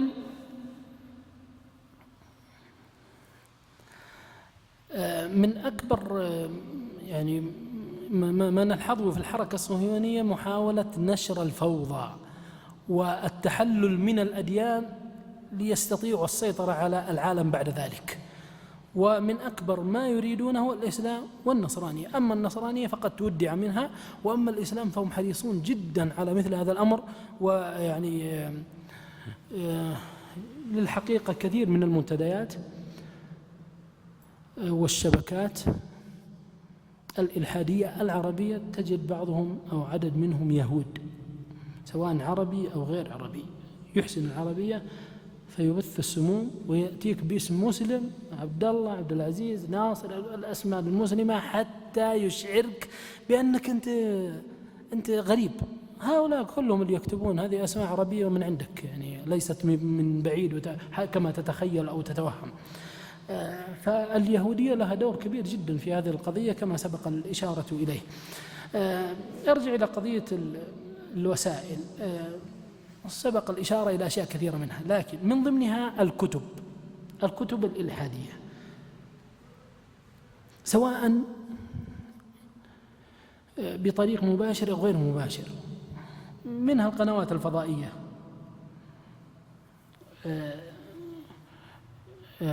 دوكنز له لقاءات ومقابلات كثيرة في عدد من القنوات الفضائية في أوروبا لبث سمومه وإلحاده. اللقاءات المباشرة بالشباب، خاصة الشباب، وخاصة كما سبق أن أشرت الشباب يعني حديث العهد بالشباب، مراهقة، قليل البضاعة في العلم، ليس هناك تأصيل شرعي، قابل يعني التحريك العقلي بأي طريقة، ممكن الهز ما يتعلق بالناحية العقلية بشكل كبير جدا. فاللقاءات المباشرة، وسبق أن أشرت إلى مثلا بعض الديوانيات التي وجدت هنا خاصة السنة الماضية وغيرها في عدد من بلدان العالم الإسلامي، لكن مثلا التي ظهرت فيما بعد ذلك مثل ديوانية صمود مثلا التي ظهرت بعد ذلك، وإلا كانت الله أعلم ماذا كانت تتحدث، وإن كانت لا زالت فيها إشكالات كبيرة. لكن المقصود من هذا أنهم يجمعون الشباب، وخاصة ينتقون نوعيات معينة، وهذا ديدا عند المفسدين. وهذا يعطينا درس أيضا لنا في أنفسنا أن نحاول فعلا أن نركز على هذه النوعيات يعني إن صحت العبارة نقول كثيرة الحركة، كثيرة النقاش والتساؤلات، لا لأجل المجادلة لكن لأجل العلم، متفتحة ذهنيا، عندها طاقة استيعابية عقلية كبيرة جدا. مثل هذه النوعيات ينبغي عدم كبتها، مثل هذه النوعيات ينبغي محاولة الاستفادة منها قدر الاستطاعة، توجيهها، ولا تبقى تكبت وتقول اسكت حرام ما يجوز. صحيح بعض الأشياء حرام ما يجوز، لكن مهم أن تقنعه بطريقة معينة. وخاصة الانفتاح اليوم الفضائي بكل وسائله أصبح يعني مشرب لكثير من هؤلاء الشباب. يعني أنت بتقفل عليه من هنا فيها بوابات ضخمة، ليست نوافذ، بوابات ضخمة، بس دقة زر يطلع لك كل شيء إذا أراد. هل هذه الأشياء آمنة وغير آمنة؟ هذه إشكالات كبيرة، إضافة إلى أنه قد يفتح على بعض زملائه وأصدقائه بعض النقاشات، فربما وقع في شخص صياد يصيده فيسحبه. يعني وللأسف حقيقة أنه يوجد مثل هذه النوعيات حتى عندنا هنا، وقد حدثت ببعض الأشياء التي موجودة حتى عند بعض طلابنا في الجامعة مما تقشعر منه الأبدان حقيقة. لكن هذا لا ينبغي لنا أن نتوارى وأن يعني نبقى يعني نحدث أنفسنا بأننا في مأمن وأننا في سلام وأننا في بعد عن مثل هذه الأفكار وعن هذه الأشياء. ينبغي حقيقة مقارعتها، ينبغي محاورتها، لكن لمن يستطيع ولمن لا كان أهلا لمثل هذا. والقضية الكبرى التي أشرت لها سابقا أنه مهم جدا ألا تجعل، كما قال ابن سيرين، ألا تجعل دينك عرضة للتقلبات والشبهات، وتبقى كل ما يعني تفتح ذهنك لهذه القضية العقدية ثم تفتح هنا وتفتح هنا وتفتح هنا، ثم بعد ذلك يصبح عندك شيء من الخليط الذي ربما يوصلك إلى الذبذبة والحيرة والشك والاضطراب، يوصلك ربما في نهاية الأمر إن لم يعني يرعاك الله عز وجل ويكون لك دين وتقوى وعبادة ويحفظك الله عز وجل، ربما أوصلتك إلى مثل هذه المهاوي الرديئة. هناك وسيلتان خطيرتان جدا نختم بهما، وإن صار في وقت ربما في آخر الدرس الثاني ربما أشير إلى بعض النماذج النصية، نصوص لها. الوسيلة الأولى هي ما يتعلق بالشبكة العنكبوتية عموما، وخاصة ما يتعلق بتويتر والفيسبوك واليوتيوب. وخاصة أصبح هناك ممكن معرفات تكون معرفات صريحة وممكن تكون معرفات غير صريحة، لكن حقيقة من يتابع للأسف والله من يتابع بعض الكتاب المحليين تجد عنده شيء من هذه المنهجية. لا نقول أنهم ملاحدة، لكن عندهم منهجية الشك والتشكيك، يشكك في دينك، في بعض الأحكام الشرعية، وهذه بوابة لغيرها شيئا فشيئا حتى يوصلك. ربما ما أراد هو في نفسه، ما أراد مثل هذا الأمر، لكن ربما تفتح على نفسك بوابة ضخمة لمثل هذا الأمر. وخاصة أنه لا رقابة فيما يتعلق بتويتر مثلا، فيسبوك ما في رقابة، تتابع اللي تبغى وتشوف العبارات اللي تبغى وتقرأ اللي تبغى وتشوف اللي تبغى، ما في إلا إذا ما كان هناك دافع إيماني داخلي يحجزك عن مثل هذا الأمر، وربما أيضا رقابة خارجية ما يتعلق بالأسرة مثلا أو شيء، فالإنسان يلج إلى أشياء كثيرة جدا تكون وبالا عليه في دنياه وآخرته. يعني من الوسائل المتخذة في ما يتعلق بهذه الوسيلة خاصة الشبكة العنكبوتية عموما بتفرعاتها نشر ثقافة الشك، الاستهزاء بالعلماء وبما يحملونه، استهزاء بهيئة كبار العلماء، باللجنة الدائمة مثلا، بالعلماء السابقين رحمهم الله. حتى بعضهم يقول يعني بعض العبارات يعني للأسف يأتي بعض الكتاب وبعض المتحذلقين ويتكلم أننا في هيئة كبار العلماء من أعمى في أعمى، طعنا ولمزا شيئا فشيئا، وأنت ما تشعر ينقبض قلبك ونفسك مثل هذه الهيئة أو من هؤلاء العلماء، فربما كانت بوابة خطيرة إلى غيرها. من الأشياء التي يعني يستخدمونها نشر عبارات إلحادية من غير عزوها، يعني ما بيجي يقول لك كارل ماركس ولا يقول لك داروين ولا إنجلز ولا سبنسر ولا سارتر ولا غيرهم من هؤلاء، لا، عبارة وفقط، ربما خلخلت كثير من المفاهيم عند بعض الناس. بعضهم يعرض أفلاما في مثل هذا، وخاصة أشياء أفلام جذابة خاصة في مثل ما يتعلق ب دوكنز الذي ذكرناه سابقا، ريتشارد دوكنز، يعني له بعض الأفلام الوثائقية في مثل هذا الأمر. أنا حينما أذكر هذا أذكره تحذيرا لا دعاية له. فالإنسان والله العظيم أن الإنسان لا يأمن نفسه، وأنتم تعلمون أن ابن مسعود رضي الله عنه كان يقول أن الحي لا تؤمن عليه الفتنة، لا تؤمن عليه الفتنة، وإنما ينبغي الإنسان أن يستن بمن قد مات، وهؤلاء الذين كان يتكلم عنهم هم صحابة رسول الله صلى الله عليه وآله وسلم. فكيف بنا ونتحدلق في أننا لدينا فهم ولدينا وعي ولدينا، ربما بعضهم حتى يعني يغالي في المدح حتى يصل إلى أنه لديه من الإيمان والتقوى ما يحجزه عن مثل هذا الأمر. وهنا يعني ملحظ أشير له على عجالة حينما يتكلم العلماء رحمهم الله عن السفر إلى بلاد الغرب أو بلاد الكفار عموما، ليس الغرب فقط، وأن بعض العلماء يحرمه إلا لحاجة ويذكرون ضوابط معينة. ما جاء هذا الكلام من فراغ أبدا والله، وخاصة للأسف أن في مثل هذه العصور الأخيرة، السنوات الأخيرة ما يقارب يمكن 10 سنوات، أصبح الأمر في هذا سهل جدا ومتساهلين الناس فيه بشكل كبير، سواء للسياحة يعني التفرجة وما إلى ذلك. وأصبح الوضع بشكل كبير جدا مسلم عند أكثر الناس، حتى الذي يأتي ويذكر فتوى ابن عثيمين فيها شيء غريب. يعني إيش هذا؟ كأنه ينظر إليك، إيش هذه العقلية؟ أنت وين عايش أنت عايش معنا فعلا في هذا الزمن؟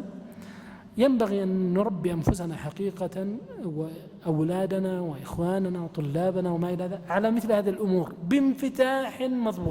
بانفتاح مضبوط. يعني لا تكفل عليه تماما، ينبغي أن تعلمه بأشياء كثيرة، لكن أيضا تبين له الشبهة وتبين له الردود بشكل كبير، ولا تفعل كما كان يفعل الرازي أظن في مفاتيح الغيب، حينما كان يقول العلماء أنه يورد الشبهة نقدا ويردها نسيئة.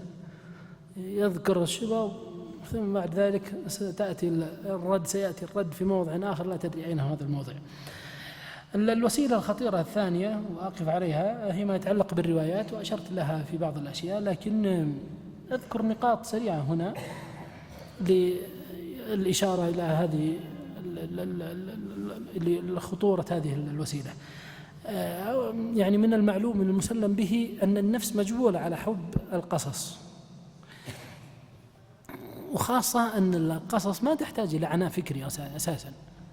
يعني تستطيع أن تقرأ وأنت نايم على فراشك على وشك النوم، تستطيع تقرأ أحيانا في الآيباد أو في اللابتوب وأنت راكب مع واحد من الشباب في السيارة، تستطيع أن تقرأ وحولك أناس جالسين، بخلاف القراءات الفكرية والجادة التي يعني تستوجب حضورا ذهنيا كبيرا. فالقصص خطورتها بشكل كبير جدا من مثل هذا الباب أنها سهلة محببة للنفس، لا تحتاج إلى عناء وجهد كبير، يعني عناء ذهني وجهد كبير. مهم جدا نعلم أن الرواية في أصلها أنها تحمل رسالة. الرسالة هذه إيجابية وسلبية هذا شيء آخر، لكن هذا الفكر مهم. لماذا أقول هذا؟ لأن عددا ممن يعني يؤلف الروايات أو يكتب في الروايات يعني يحاول ينفي هذه القضية بطريقة أو بأخرى ويراوغ في هذا، ويذكر أنها فقط مجرد يعني أحداث لا قصد وراءها، لا أريد أهداف معينة من ورائها، وإنما هي أحداث فقط، مجرد أحداث حصلت، أو كثير من الأوقات يقولون خيال ذهني يسجله الشخص فقط، مع الرغم أنها كثير من هذه الروايات تحكي شيئا من تاريخ حياة الراوي نفسه.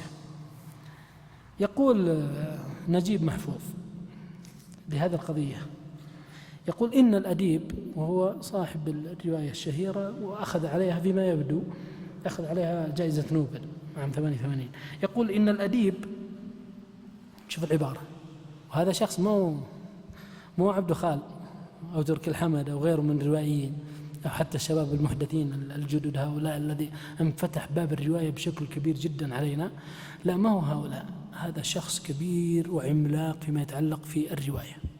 ماذا يقول إن الأديب يختار شخصيات الرواية، يختار شخصياته لأنه وجدها صالحة للتعبير عن شيء في نفسه، وجد هذه الشخصيات صالحة للتعبير عن شيء في نفسه، كأن يضرب أمثلة، كأن يجدد شخصية تتسم بالضياع وكان الأديب وقتها يشعر بالضياع. جاب شخصية تتسم بالضياع معروفة، وهو في ذاك الوقت في نفس الوقت هذا كان ضائع، فيجعل مثل هذا الأمر. أو شخصية ثائرة وكان وقتها يعاني من ثورة مكبوتة، هذه عبارته. وفي لقاء أذكر لتركي الحمد يعني ذكر مثل هذا الأمر فيما يتعلق بأطياف الأزقة المهجورة، حينما كان يتكلم عن هشام العابر مثلا، أشار، نسيت عبارته بالضبط، لكن أشار إلى هذه القضية، قضية أنها هل هي سرد ذاتي، سيرة ذاتية، أو أنها شيء من الخيال، فقال فيها كثير مني، يقول في هذه الروايات الثلاث كثير مني. فهذه قضية واضحة أن الرواية رسالة موجهة، رسالة إيجابية أو سلبية هذا شيء آخر، لكن أنها تحمل رسالة، والذي يعنينا هنا هي الرسالة السلبية، الرواية السلبية بما يعني كثير من الروايات، عدد كبير حقيقة من الروايات تحمل فكرة كبرى ما يتعلق بالقضاء والقدر، عبثية الكون، فوضوية هذا الكون، عدد من العبارات تذكر مثل هذه الأشياء، وربما نذكر شيئا منها في آخر اللقاء القادم إن شاء الله. أختم بهذا الجزئية فيما يتعلق بالروايات، أنه لا يلزم من هذه الروايات أن تنشر الإلحاد بشكل مباشر، لا يلزم، ولأجل هذا هنا تأتي الخطورة، بل قد يعني تأتي ببعض الأفكار كما أشرت، الأفكار الداعمة للإلحاد، وهنا تكمن الخطورة أن المتلقي يستوعب مثل يعني يتلقى أو يتشرب مثل هذه الأفكار من حيث لا يشعر، وشيئا فشيئا تبدأ تتحطم بعض الثوابت والقيم والأخلاق إلى أن تصل إلى تحطيم ما يتعلق بالأحكام الشرعية، ثم بعد ذلك الأصول الكبرى للعقيدة الإسلامية. هذا يعني ما تيسر إراده في هذه الدقائق. أسأل الله عز وجل يبارك لنا ولكم جميعا في أعمالنا وأعمالنا، والله أعلم، وصلى الله وسلم على نبينا محمد وعلى آله وصحبه أجمعين.